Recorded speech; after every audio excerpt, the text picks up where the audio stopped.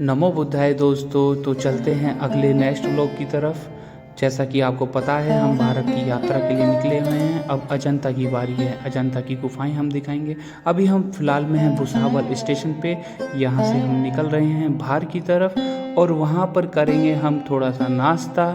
नाश्ता भी करना बहुत जरूरी है। हम फिर स्टेशन के बाहर थोड़ा घूमने चले गए क्योंकि हमारी बस आने में बहुत समय था। उसका नाम था लाल परी और यहाँ से जा रहा था ट्रक, यहाँ से जा रहे थे टेम्पू, कुछ साइकिल वाले जा रहे थे और हमें सामने दिखा छत्रपति शिवाजी महाराज का स्टैचू। फिर हमें कुछ पेड़ दिखा, पेड़ था वो सोलर पैनल और हमें देखने में बहुत अद्भुत लग रहा था। उसके बाद ये भुसावल का जंक्शन आप बाहर से देख सकते हैं और यहाँ पे मिले हमें सलमान भाई। सलमान भाई के बाद में हम जाते जाते हम बस की तरफ को निकले और बस पहुँचते पहुँचते हमें लगा कि हमारी बस आने वाली है, लेकिन बस आने में बहुत समय था। तो बस का इंतज़ार करते करते करते वहाँ पे बस आ गई थी और हम बस के अंदर एकदम चल गए। दोस्तों आप लोगों ने 10 रुपये थे तुरतुरे तो सुना होगा, लेकिन यहाँ पर 10 रुपये की सोने की चैन मिल रही थी और चैन को देखते देखते हमारे मन में विचार आया कि भंते जी अगर इसकी कोई चैन लेकर के भाग गया तो इसको कोई फर्क ही नहीं पड़ने वाला। तो दोस्तों भुसावल से अजंता की गुफाओं के पास हम आ चुके हैं और हम दूसरी बस में बैठ चुके हैं। यहाँ अजंता पहुँचने के बाद में आपको फिर बस का ट्रैवल करना होता है। बस का किराया प्रति व्यक्ति 50 रुपये है और उसके बाद चलते चलते हम वहाँ पर पहुँच गए हैं। अपने अजंता की गुफाओं का ये बाहर का नज़ारा है। बस वाले भैया ने थोड़ा ये साइड में लेकर के और यहाँ पर बस तो दोस्तों बस रुकने के बाद में हम आगे की ओर निकल पड़ते हैं और यहाँ पर ऑनलाइन बुक करने का स्कैनर होता है, लेकिन हमने ऑनलाइन बुक नहीं किया। उसके बाद हम ऑफलाइन का ही ऑप्शन चुनते हैं। ऑप्शन चुनने के बाद में थोड़ा सिक्योरिटी रहती है, वहाँ पर चेकिंग किया जाता है। चेकिंग के बाद में हम बाहर से टिकट लेते हैं ऑफलाइन के ज़रिए। देन उसके बाद में थोड़ा हम आगे चलते रहते हैं। फिर यहाँ पर एक बहुत बड़ा बोर्ड मिलता है जो कि लोकेशन दिखाता है। सारी गुफाएं इधर से उधर हैं, उधर से इधर हैं, तो आप देख सकते हैं यहाँ पर अजंता की गुफाओं का। और यहाँ पर हमें एक बरगद का पेड़ मिला जहाँ पर सभी लोग बैठे हैं, वहाँ पर थोड़ा खाना खा रहे हैं, थोड़े लोग भूखे हुए हैं। गुफाओं की तरफ हम निकलते हैं जो कि एक ब्रिज के दौरान हम गुजरते हैं और यहाँ पर बड़े बड़े पहाड़ आप देख सकते हैं, कितना खूबसूरत नज़ारा दिखाई दे रहा है। देन उसके बाद में कुछ हमें दो भाई दिखते हैं वहाँ पर बैठे हुए। देन इसके बाद में थोड़े बच्चे नज़र आते हैं, बच्चों को हम थोड़ा हाय करते हैं और वो सभी भी हाय करने लगते हैं। बड़े ही क्यूट, बड़े ही प्यारे बच्चे हैं, बड़े ही विद्यार्थी हैं। और शिक्षित बनो, संघर्ष करो, संगठित रहो। और आगे हमें एक खीरे वाले अंकल मिलते हैं जो कि थोड़ा इंस्ट्रक्शन बता रहे होते हैं कि यहाँ की गुफाएं कुछ ऐसी हैं, ऐसी नहीं हैं। उनकी दो बिटियाँ भी थी, बड़ी प्यारी थी, जो कि बहुत अपने पापा का ख्याल रख रही थी, वहाँ पर उनके साथ में बैठी हुई थी। देन वो थोड़ा रास्ता बता रहे थे। उन्होंने हमें बताया था कि 5वीं गुफा बंद है, लेकिन पता नहीं क्यों बंद है, उनको भी नहीं पता है। और वो बोलते हैं कि मैं यहाँ पर ध्यान करता हूँ और ध्यान करते वक्त में बुद्ध मेरे सामने आते हैं। ऐसा सुन कर के मैं अचंभित हो गया। उनकी बिटिया ने हमें बाय कहा। देन उसके बाद में उनकी बिटिया भी बहुत अच्छी दिखाई दे रही थी। देन उसके बाद में बच्चे हमें मिले, बच्चे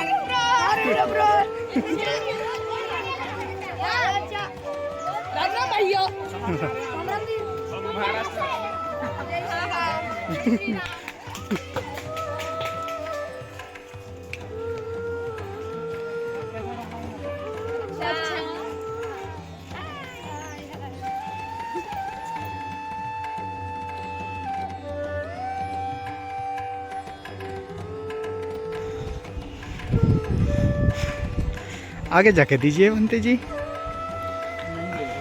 आगे तो जाइए।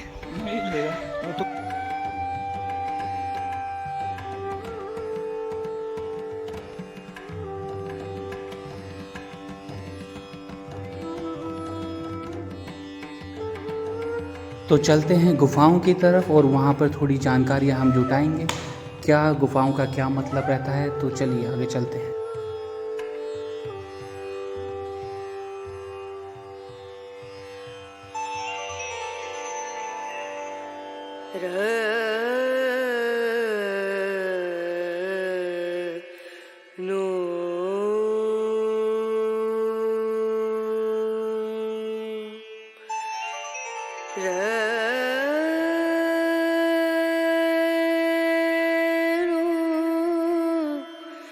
रे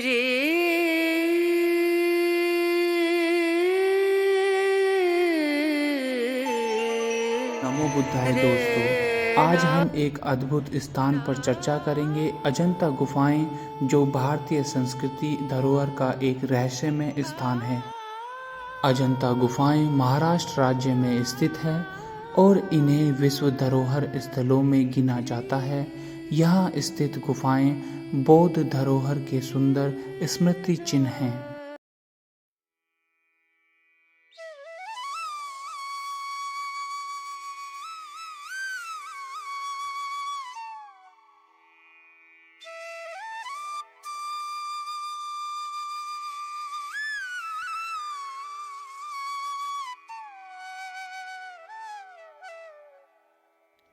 इन गुफाओं का निर्माण 2000 साल पहले दूसरी सदी में हुआ था और इन्हें बुद्ध के जीवन के अनुयायियों द्वारा निर्मित किया गया था। अजंता गुफाएं की विशेषता उनकी शैली और सुंदर सुलेख हैं, जो उन्हें एक महान वास्तुकला का उदाहरण बनाती है। यहाँ के चित्रण और मूर्तिकला विश्वसनीय है।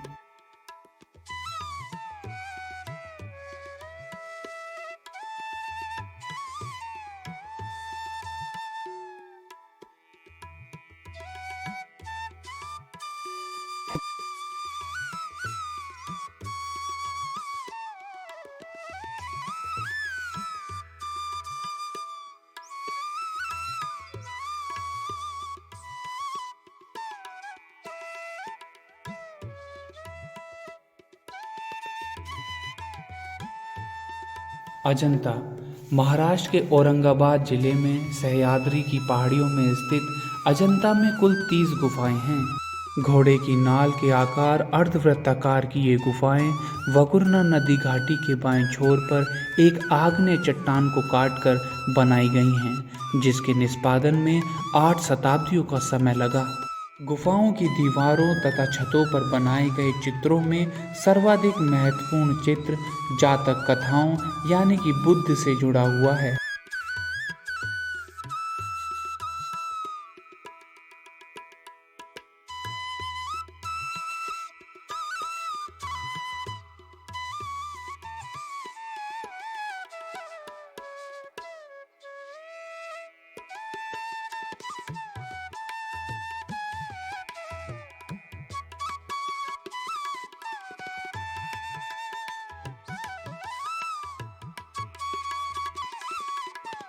अजंता की गुफा संख्या 9 और 10 में प्राचीनतम चित्रकलाएं हैं, जिनकी समानता अमरावती की मूर्तिकला और सातवाहन काल की मानव आकृतियों की वेशभूषा, आभूषणों तथा जातीय विशेषताओं से है। अजंता की चित्रकला में रेखाओं के जरिए गहरे चमकदार गुलाबी, भूरे, सिंदूरी, हरे आदि रंगों से ऐसा चित्र बनाया गया है जिसकी चमक हजारों साल बाद भी शेष है।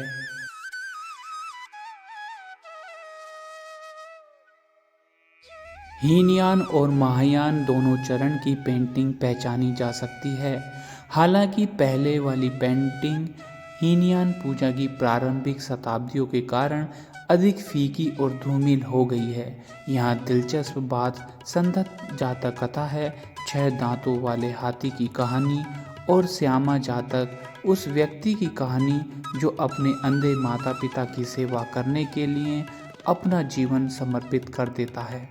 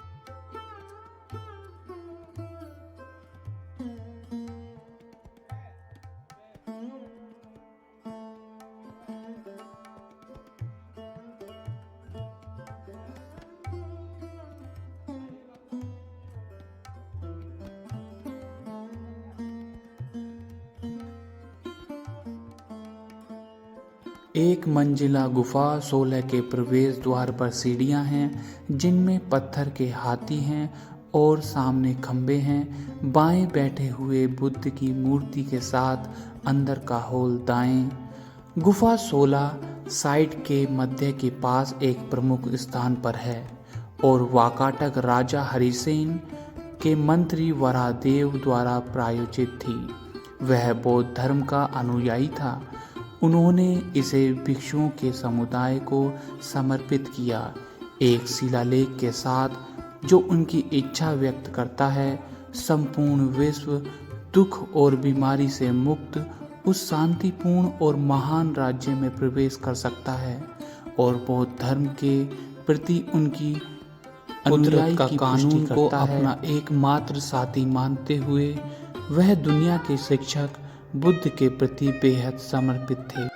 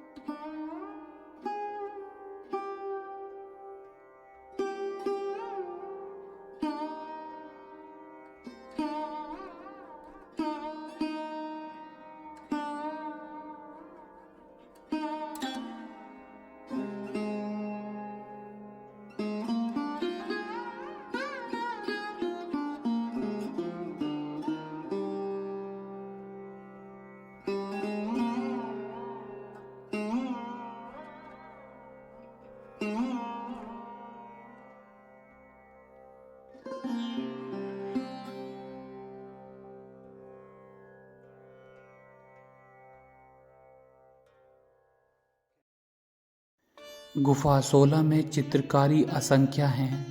आख्यानों में विभिन्न जातक कथाएं जैसे हस्ती, सुत सोमा दंत कथाएं शामिल हैं।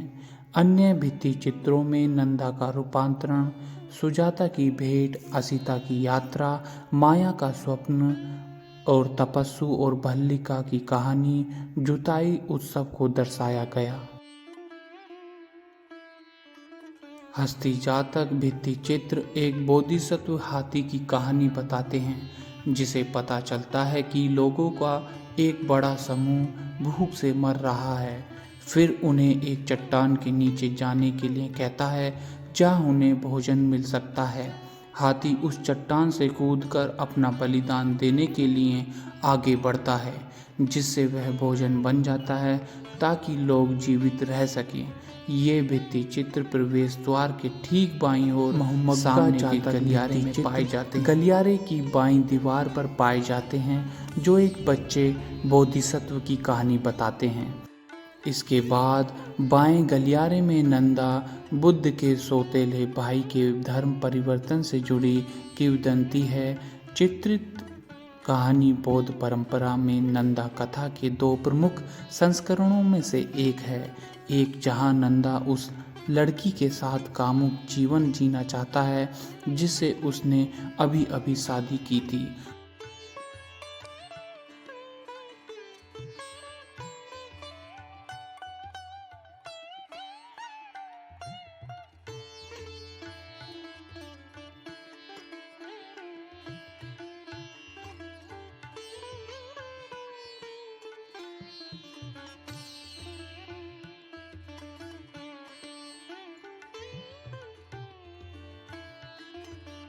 गुफा 17 प्रवेश द्वार पर दो विशाल पत्थर के हाथियों के साथ, गुफा 16 और सोते हुए बुद्ध के साथ गुफा 26 वाकाटक प्रधानमंत्री वराहदेव द्वारा प्रायोजित कई गुफाओं में से कुछ थीं। गुफा 17 में स्थानीय राजा उपेंद्र गुप्त जैसे अतिरिक्त दानकर्ता थे, जैसा कि वहां के शिलालेख से पता चलता है। गुफा में एक बड़े और सबसे परिष्कृत विहार डिजाइन के साथ साथ सभी गुफाओं की कुछ सबसे अच्छी तरह से संरक्षित और प्रसिद्ध पेंटिंग भी है, जबकि गुफा 16 बुद्ध की जीवन कहानियों को चित्रित करने के लिए जानी जाती है। गुफा 17 चित्रों ने जातक कथाओं का वर्णन करके मानवीय गुणों की प्रशंसा करने के लिए बहुत ध्यान आकर्षित किया है।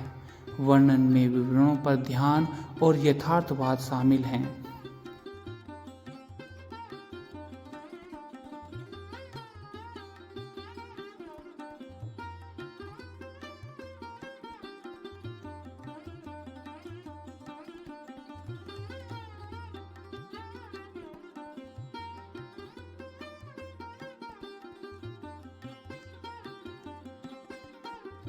दोस्तों, ये गुफाएं बौद्ध धरोहर के प्रति आदर्श रूप से मानी जाती हैं और इनमें भारतीय संस्कृति के महत्वपूर्ण पहलुओं का परिचय होता है। अगर आप इसे देखने का इरादा कर रहे हैं तो बेहद शांतिपूर्ण और आत्मपर्ण भरा यात्रा होगा। सही गाइड के साथ यहाँ का आनंद लें। इस YouTube वीडियो में हमने देखा कैसे अजंता गुफाएं भारतीय सांस्कृतिक धरोहर के एक अनमोल रत्न की भूमि हैं। यहाँ के इतिहास, वास्तुकला और सांस्कृतिक महत्व के बारे में अधिक जानकारी प्राप्त करने के लिए हमारे YouTube चैनल को सब्सक्राइब करें। धन्यवाद। आपका समय देने के लिए शुक्रिया। मिलते हैं अगले वीडियो में।